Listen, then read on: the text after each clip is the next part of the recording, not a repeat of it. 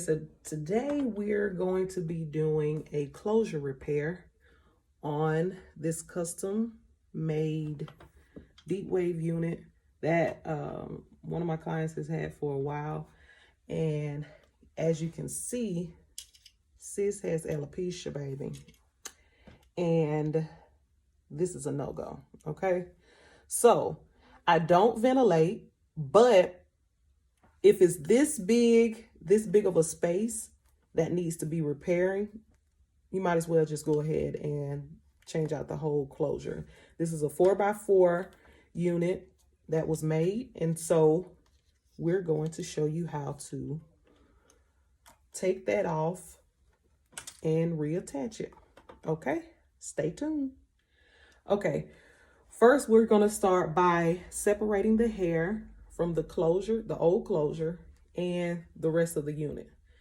So with it being a 4x4, we only are going to be working with this space here. So as you can see, we have already separated. You can see where the closure starts and where it ends in this section. And so what we're going to do, we're going to use some pointed shears to cut out the closure, the old closure, so that we can revamp and move on to the next phase.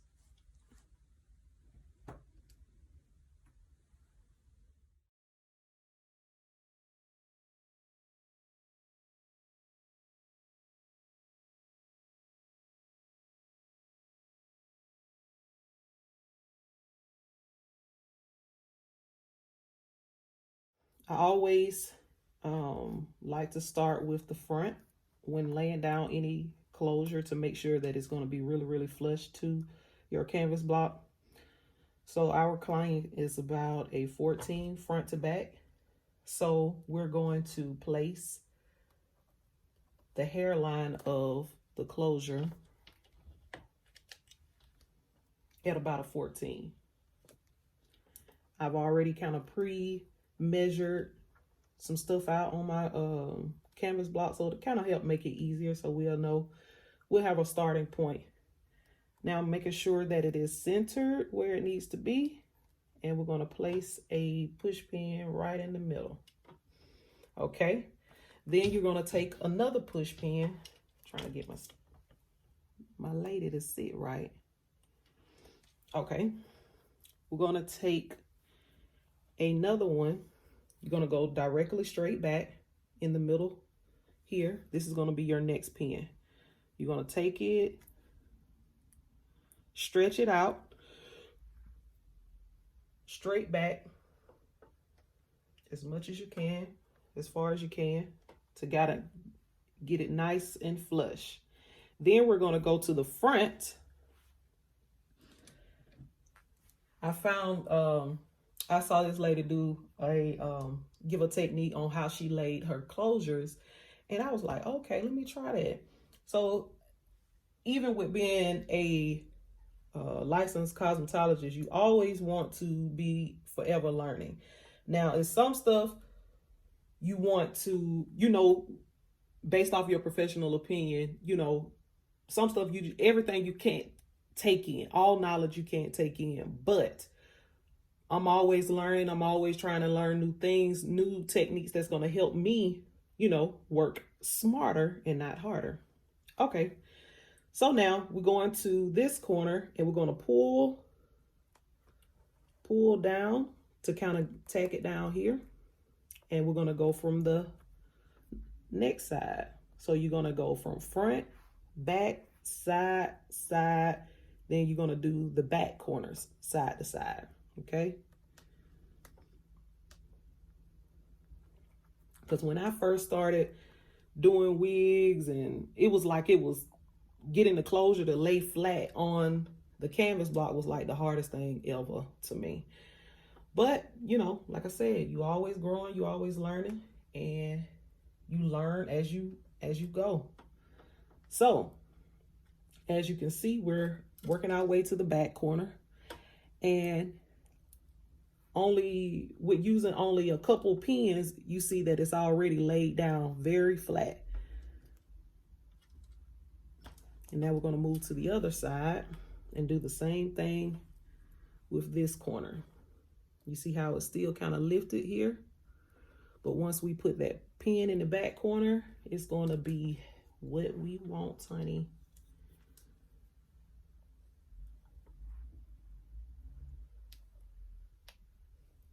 So what you're going to do, you pushing, you kind of lifting up, pull back.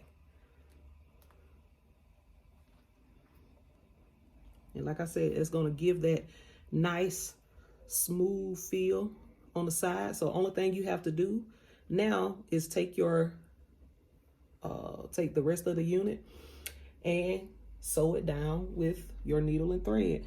I like to use nylon thread. Always have. Nylon thread is so much healthier for the hair. It's easier to use to me. The cotton thread tends to buckle up a whole lot more. And I love the C-shape needles. That's just my personal preference. So, yeah. So now we're going to attach this closure. And it's not really a specific type of technique you have to use, but I like the blanket stitch. To me, it just works better. And yeah, that's what I like to use. Okay, I'm gonna let you see how it looks around. And so it'll be easier. It's gonna be easy just to repair this. Take that hair, and I like to go up under now. As I do this blanket stitch, I'm gonna go up under here, the edge of it, and I'm gonna hook through, I'm gonna latch it through the unit. So I'm gonna show you an example of that as we get ready to start.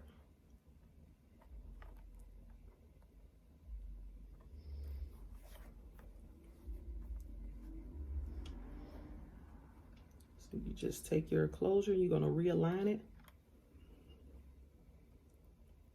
your unit with the edge of your closure.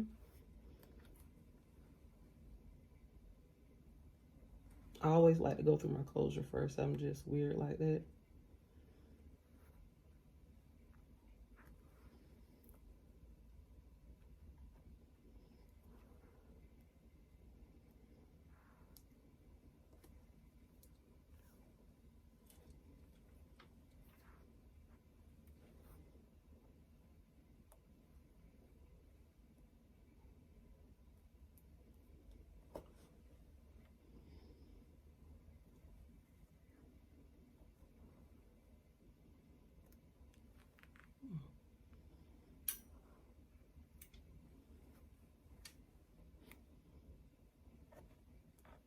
You want to make sure that your actual unit is not moving.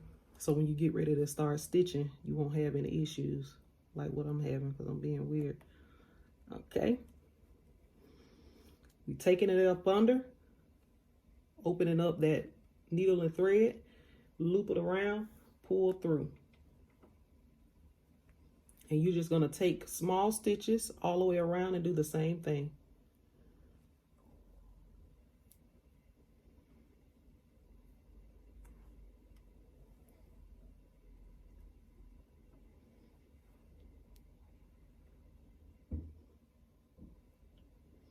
Now, when I finish doing this, I'm always going to go back and reinforce what I have done with the needle and thread with my sewing machine. Because I'm all for security. I want to make sure that nothing comes loose. So.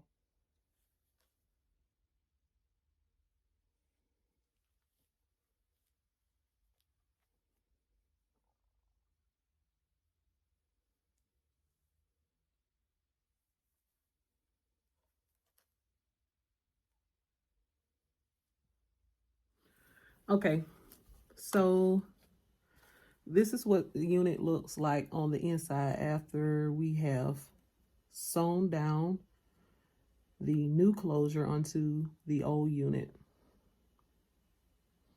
It makes it really, really easy. I like doing it this way because when you get ready to, if you need to repair it again, it will be easy. Only thing you have to do is take your seam ripper or your shears and just kind of cut along on the inside and take it out. So what we're about to do now, I'm going to show you how I reinforce the closure with the sewing machine. Now, when I start, I always make sure you split the hair where you see the thick part on the closure. You always want to split that hair and you want to pull it down, and that you're going to sew in between the thick band that goes on the outside of the closure. You want to sew in between that. So that's what we're going to do.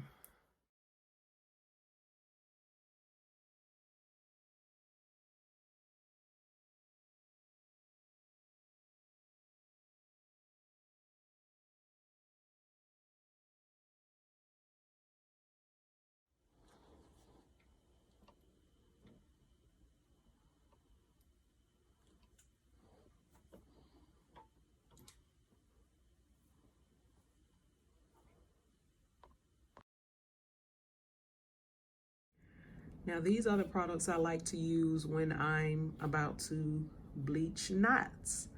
I love Matrix Light Master. It really gives it a nice, it has some still cool tones in it, some warmth, but I really like this lightener. And I always use 30 volume when I'm bleaching my knots. I don't go above that. I think 30 is good as far as still getting to the level that you need to get to without damaging the hair. And after I bleach my knots, I always use a neutralizing shampoo to kind of help with getting the pH balance back to where it needs to be. And this is the container we're going to use to bleach our knots. And I love to use like any type of spatula. I don't really like to use brushes, but with the spatula, it makes it easier so that when you're painting it on, it just goes on smooth and you have less chance of bleeding that way. And my all-time favorite lace tint is by Taylor Crowns. I love this lace tint. It is so great. She has 6 different ones, and with this particular client, I'm going to be using the almond lace tint. Okay, for one wig or one 4x4 closure, most of the time I take like 1 scoop of the measured cup that they have, and maybe like not a full scoop, but maybe like almost a little bit above half. And that will be enough for a 4x4 closure. Now, if you are doing frontals or if you have to do more than 1 wig, it's always good to create more of a batter. So that's what I'm going to be doing today. So I'm double working, but I'm going to show you the consistency as well as the technique that I'm going to use. Okay, so we're going to take our 30 volume and we're going to pour a good little bit in there, but you want to make sure your consistency is more like cake batter. You want it to be kind of thick. The thicker it is, the better it's going to help it from running through your closure, because you don't want to have any bleeding. You don't want to have you don't want to be having hot roots, so to speak. So you just want to make sure you have enough, and if it doesn't look like you have enough and you need to make it a little bit more smoother, you can just add a little bit more lightener. But this consistency looks pretty good so far. Oh crap, I done broke my spatula. We still gonna make it work though, because it's still awesome. And you can always use a butter knife. Sometimes I've taken the little butter knives and use it.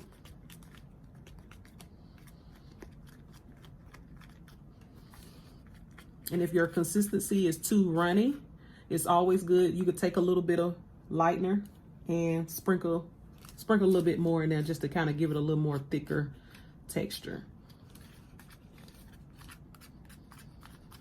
Still gotta mix this up a little bit more.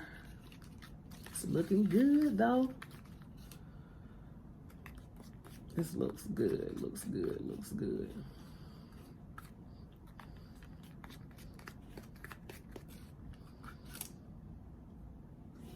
It's not running off of my spatula, so that's a good consistency because you don't want it to be runny.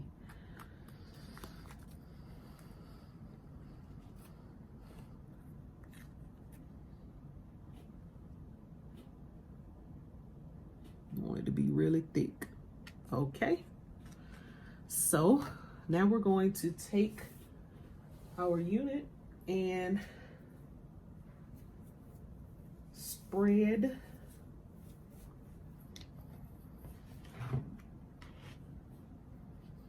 I always like to hold mine up under. I take my fingers and kind of run it through the closure so I can have a nice firm grip.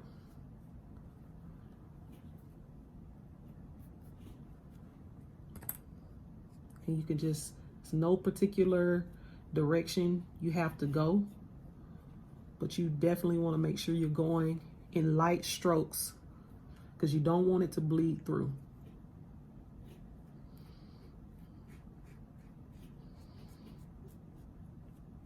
You want to make sure it's saturated. Your hands up under the closure kind of gives you a little room, like in some places where it kind of bulks or fall down. You want to make sure you can take that finger and spread it out so you can make sure you get every area covered.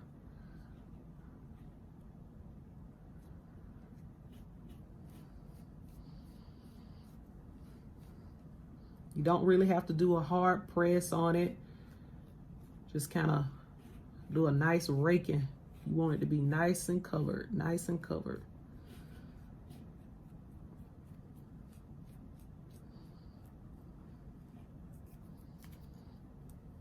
You get down towards that. Make sure you get that hairline, because that hairline is what's going to give it that realistic look. And you definitely want to make sure that you bleach the knots on that hairline.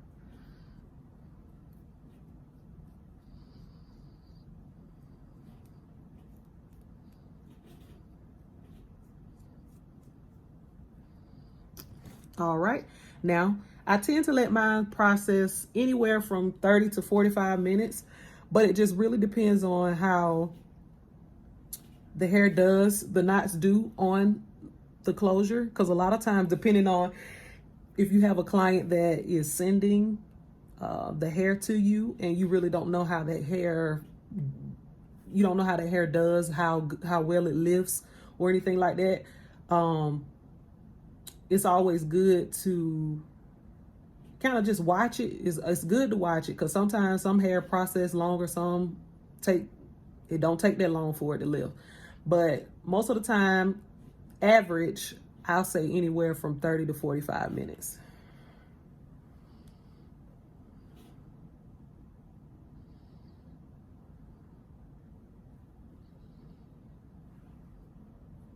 Okay, now we're all done with blending our closure to the rest of the unit. So what we're about to do some styling. Now, when I'm using styling curly hair, I don't use too many products. I love to use HCO by Design Essentials. It has the right amount of moisture. It gives it the right amount of shine without causing the curls to be too clumpy or causing them to be crunchy or anything like that. So that's one of my favorites that I love to use on curly hair.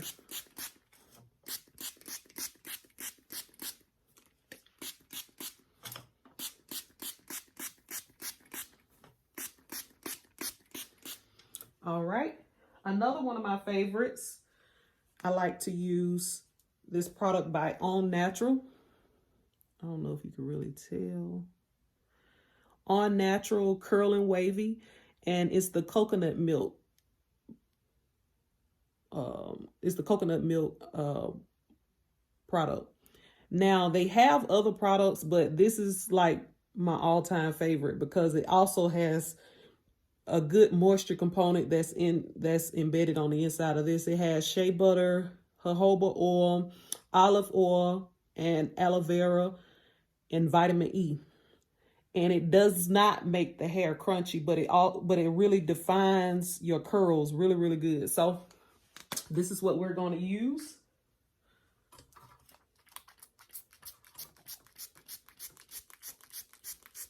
And as you spray it on, you can see how thick it is, and that'll let you know how much moisture it retains. It really has a lot of moisture on the inside of it. And I like to really saturate it. You can already see those curls becoming more vibrant.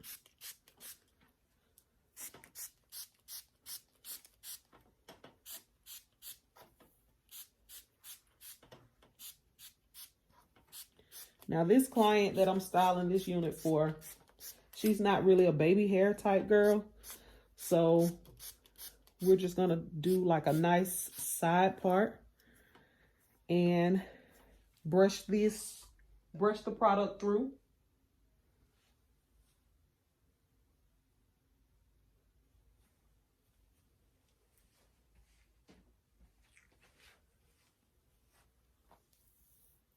I always like to use a vent brush or a paddle brush to kind of make sure the product is worked all the way through.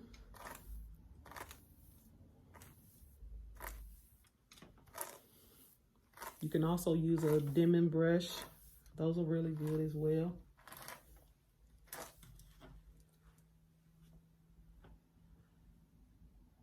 Do you see those curls, honey? Oh, I just love curly hair. Woo! Yes, ma'am. Just a nice little lift and activate. Ow. Okay. Now for the hairline, I do like to use a little bit of foam by Design Essentials. They have this platinum mousse. It has a medium hold and it is really, really good. I actually like this way better than Nairobi because I know a lot of people use Nairobi to lay down their edges and, you know, using a lot of it for curly hair, but I really love this brand. It gives it a good hold. It has nice shine to it, and it doesn't make the hair crunchy either. Because nobody wants crunchy hair, honey. Okay.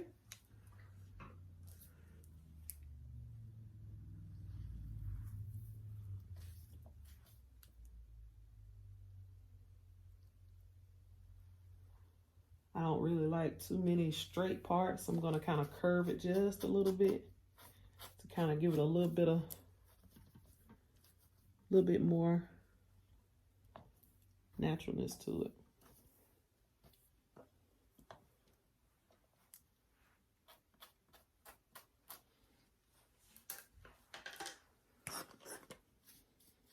Take a little foam right across the top.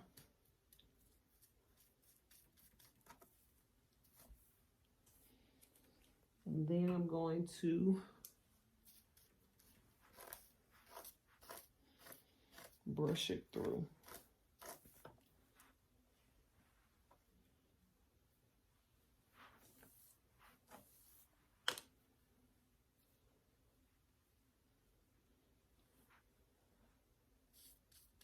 And once she finished drying, I will show you the final look. Stay tuned.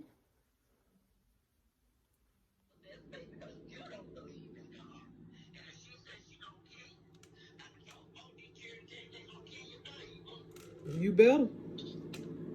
7-year-old in the boat and back no report. He's a demon children. Mm-hmm. Demonic spirits